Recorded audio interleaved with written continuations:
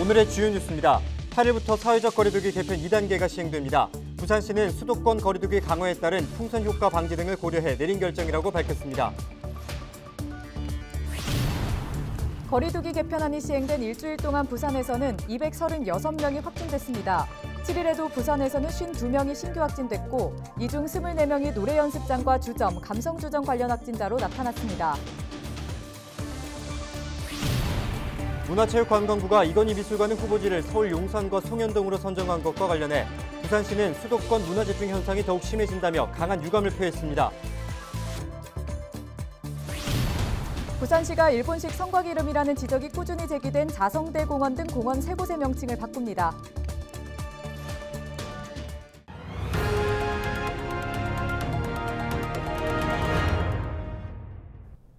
여러분 안녕하십니까? 헬로티비 부산 뉴스입니다. 부산은 8일부터 사회적 거리두기 개편 2단계가 시행됩니다. 부산시는 최근 감염 추이와 휴가철, 장마에 따른 밀접, 밀집, 밀폐 등 산밀 환경, 수도권 거리두기 강화에 따른 풍선 효과 방지 등을 고려해 거리두기 단계를 상향한다고 밝혔습니다. 이에 따라 사적 모임은 지금까지와 같이 8명까지 허용되지만 행사나 집회는 500명 이상 금지에서 100명 이상 금지로 강화됩니다. 또한 유흥시설과 노래 연습장 등은 밤 12시까지만 영업할 수 있고 면적에 따른 인원 제한도 강화됐습니다. 식당과 카페 등도 밤 12시까지만 매장 내 판매가 가능하고 자정부터는 포장과 배달만 허용됩니다. 결혼식장과 장례식장도 100명 미만으로 인원이 제한됩니다. 지난 4월 14일 이후 84일 만에 부산의 일일 신규 확진자가 50명을 넘었습니다. 유흥업소발 감염 확산이 가장 큰 원인인데요. 특히 이동이 많아지는 여름 휴가철 타 지역에서의 감염 유입에 대한 우려도 커지고 있습니다. 안수민 기자의 보도입니다. 사회적 거리두기 개편안이 시행된 지난 1일부터 일주일 동안 부산에서는 모두 236명의 코로나19 확진자가 나왔습니다. 직전 일주일간 확진자가 146명이었던 것과 비교하면 확연한 증가 추세입니다. 문제는 유흥시설을 중심으로 한 전파입니다. 7일 부산의 신규 확진자는 52명. 이 중 7명이 노래 연습장, 5명이 주점, 12명이 감성주점 관련 확진자입니다. 이를 포함해 영업시간 제한이 풀린 지난 21일 이후 사상구와 사하구, 해운대구, 부산 진구 등 유흥시설과 관련해 모두 62명의 확진자가 발생했습니다.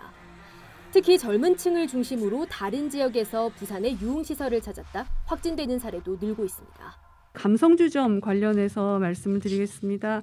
부산에서 확진된 분이 29명이고 타시도 확진이 15명인데 타시도 확진의 분포를 보면 서울 확진자가 11명으로 가장 많고 부산으로 이동이 많아지는 여름 휴가철, 시민들의 우려는 더욱 커질 수밖에 없습니다. 막 지방으로 원정 가듯이 이제 놀러 오는 사례들이 보고가 되고 있어가지고 이제 그런 점들 때문에 부산시 차원에서도 여름 대표 휴양지니만큼 어떤 이런 관광에 대한 조치를 취해야 하지 않을까 하는 생각은 좀 듭니다. 실제로 좀 많이 무섭기도 하고요. 전국의 확진자가 하루 새 1,200명을 넘기는 등 폭발적으로 증가하고 있는 것도 방역 당국을 긴장하게 하고 있습니다. 부산시는 결국 거리두기 단계를 상향 조정하기로 결정했습니다. 여름 휴가철 그리고 장마에 따른 산밀 환경, 수도권 거리두기 강화에 따른 풍선 효과 방지 등을 위하여 중대본 생활방역위원회와 협의를 거쳐 내일 7월 8일부터 7월 14일까지 일주일간 사회적 거리두기를 개편 2단계를 시행하기로 하였습니다. 부산시는 또 최근 20, 30대를 중심으로 델타 변이 바이러스 검출률이 급증하고 있는 상황에서 사적 모임을 자제해 줄 것을 당부했습니다. 헬로티비 뉴스 안수미입니다. 네, 코로나19 확진자 수가 1,200명대로 폭증했습니다. 코로나19 확산 이후 두 번째 최다 확진 기록입니다. 이 중 583명이 서울에서 나왔는데요. 이는 코로나19 발생 이래 가장 많은 수치입니다. 백신 접종률이 낮은 20, 30대 젊은 층 감염이 늘고 있고 델타 변이 바이러스의 위협이 거센 상황입니다. 관련 내용 이대 목동병원 천은미 교수와 이야기 나눠보겠습니다. 네, 화상으로 연결합니다. 교수님 안녕하십니까? 네. 네, 교수님, 700명대 중반이었던 확진자가 현재 1,200명이 넘었습니다. 코로나19 확산세가 심상치 않은데요. 사실상 4차 대유행이 시작됐다고 봐야 하는 것 같은데 현재 상황 어떻게 보십니까? 네, 4차 대유행은 시작을 해서 지금 가파르게 올라가는 그 중간 지점이라고 생각합니다. 이미 2주 전부터 감염 재생산 지수가 1을 넘었기 때문에 예. 그때 이미 델타 변이가 수도권에서 확산을 하고 있었고요. 예. 3차 대유행과 다른 점은 3차 대유행은 우리가 집단 감염이 이렇게 취약계층에서 발생을 했기 때문에 지금보다는 확산세를 우리가 감소시키기 좀 쉬웠습니다. 하지만 지금 4차 대유행은 젊은 층을 중심으로 수도권에서 전파를 하고 있기 때문에 특히 델타 변이가 전파력도 높지만 초기 증상이 이렇게 목감기나 콧물이나 재채기처럼 일반적인 감기로 발생을 하다 보니까 많은 젊은 층에서 증상을 모르고 지나면서 주변에 전파를 하는 그런 문제가 있어서 아마 3차 대유행보다는 확산세가 더 가파르게 올라갈 수 있다고 생각합니다. 네, 말씀하신 걸 들으니까 3차 대유행 때보다 더 심각한 수준으로 확산할 수 있다는 우려가 나오는 상황인데요. 이처럼 확진자 수가 가파르게 증가한 원인은 무엇이라고 보십니까?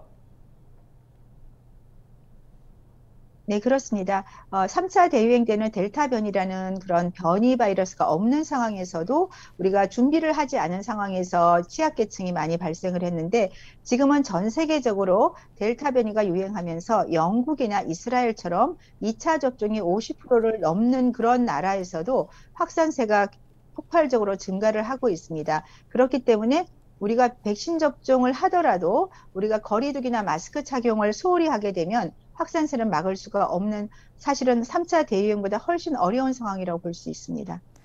네, 교수님 이렇게 얘기를 들어보니까요. 델타 변이 바이러스의 확산세가 위협적인 상황으로 보여지는데요. 그만큼 전파력이 강하다 이렇게 보면 됩니까? 네, 알파 변이가 일반 바이러스에 비해서 60%가 높았고요. 이 델타 변이는 알파 변이보다도 60%가 넘는 전파력을 갖고 있습니다. 그 이유가 폐세포에 이 변이된 부위가 결합력이 강하게 되면서 바이러스 복제량이 많아서 전파력이 높은 거고 이러한 또 복제량이 높은 반면에 증상은 경미하다 보니까 젊은 층을 중심으로 전파가 되고 있습니다. 네. 이런 상황에서 백신을 맞고 2주가 지났는데도 감염되는 돌파 감염 사례까지 나타나고 있습니다. 돌파 감염 사례도 짚어주시죠. 네, 돌파 감염 사례가 초기보다 이스라엘을 비교하게 되면 한 달 전보다도 확산세가 훨씬 많이 되는데요. 그 이유가 초기에는 사실은 2차 접종을 파이자 백신을 하는 경우는 한 88% 예방이 된다고 했는데 최근 한 달 사이에는 이스라엘에서 64%까지 예방률이 떨어졌습니다. 예. 그 이유로는 백신 접종을 초기에 한 경우에는 6개월 정도가 경과하면서 아마 백신의 항체 형성량이 줄어들면서 이런 중화시키는 능력이 감소한 것도 있을 것 같고요. 또 우리가 기대했던 것보다 이 변이에 조금 더 백신이 조금 취약한 면도 있기 때문에 백신 접종을 했다고 해서 이런 우리가 그 확산세를 막을 수 있기는 조금 어렵다고 생각합니다. 네, 이런 상황이 지속되면 더 강력한 거리두기 조치도 불가피할 것 같습니다. 이럴 때 개인은 어떻게 대처해야 하는지 설명해 주시죠. 네. 이 코로나19 중에서 이 델타 변이는요, 특히나 코에서 복제량이 많다 보니까 코까지 마스크를 쓰지 않게 되면 우리가 바이러스 전파를 많이 할 수 있습니다. 예. 그러니까 백신을 접종했건 접종하지 않았건 우리가 사람이 있는 곳에 밀폐된 공간에서는 반드시 마스크를 코까지 꼭 쓰셔야 되는데 최근에 거리에서뿐 아니라 차량이나 이런 밀폐된 공간에서 입만 가리는 경우가 상당히 많습니다. 날씨가 더운 관계도 있겠지만 우리가 델타 변이의 이 감염력을 잘 인지를 하시고 반드시 마스크를 코까지 잘 써주는 것이 지금으로서는 가장 주요한 예방법이라고 생각합니다. 네, 오늘 말씀 여기까지 듣겠습니다. 고맙습니다. 지금까지 이대 목동병원 천은미 교수와 함께 화상으로 이야기 나눴습니다.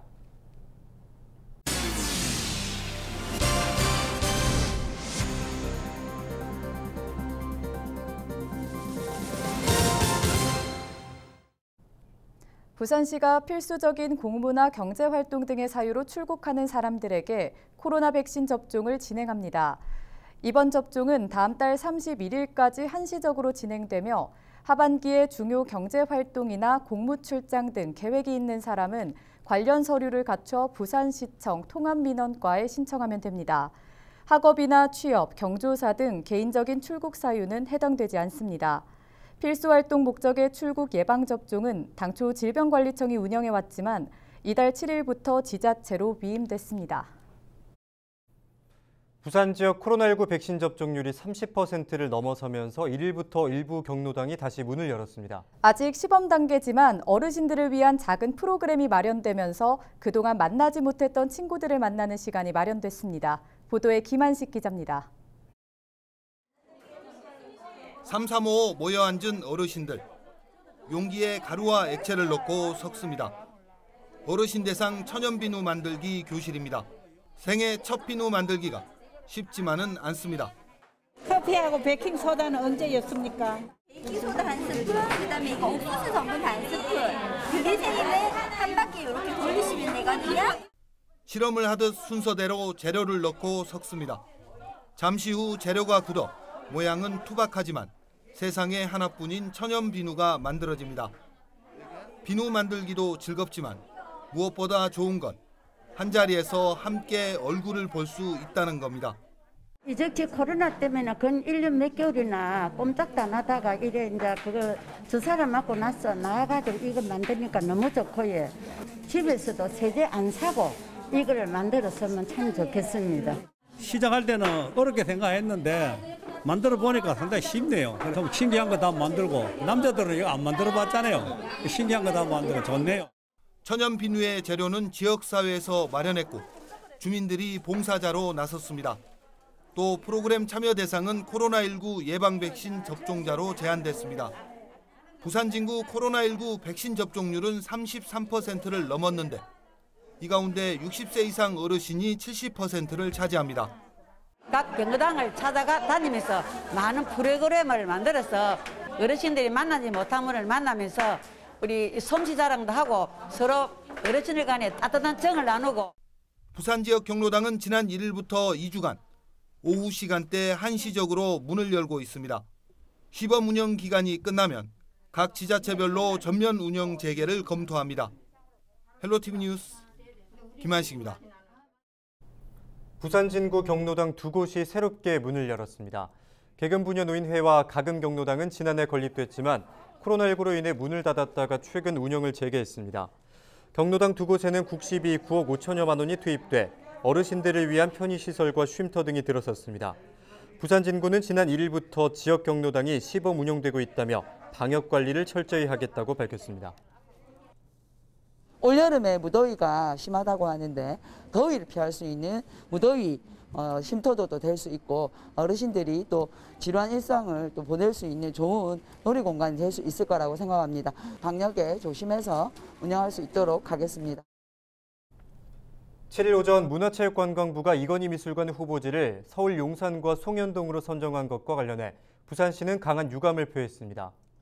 부산시는 최근 10년 동안 세워진 국립박물관과 미술관 21곳 중 8곳이 수도권에 있고 국립미술관 4곳 중 3곳이 수도권에 있는데 이건희 미술관 역시 서울에 건립된다면 전체 80%의 국립미술관이 수도권에 들어서는 것이라고 비판했습니다. 또한 올해 완공될 국립세계문자박물관과 2024년 지어질 국립한국문화관도 인천과 서울에 건립될 예정인 만큼 수도권 문화집중 현상이 더욱 심해진다며 우려를 표했습니다.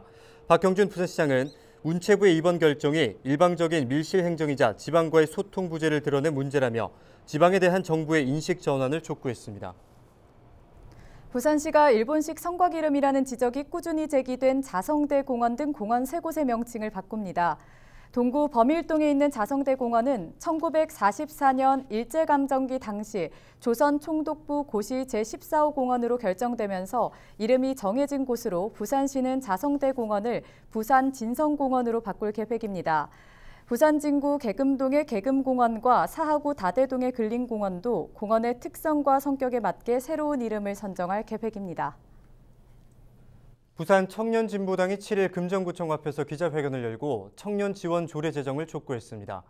부산 청년진보당은 최근 한 달 동안 금정구 천여 명을 대상으로 설문조사를 한 결과 응답자의 77%가 어떤 청년 정책이 있는지 모르고 있다고 주장했습니다. 또한 금정구의 청년 인구가 26만이지만 예산은 0.35%에 불과하다고 말했습니다. 김명신 위원장은 청년 원탁회의 등을 거쳐 청년 지원 조례를 만들겠다고 밝혔습니다. 오늘 저희가 준비한 소식은 여기까지입니다. 함께해 주신 여러분 고맙습니다.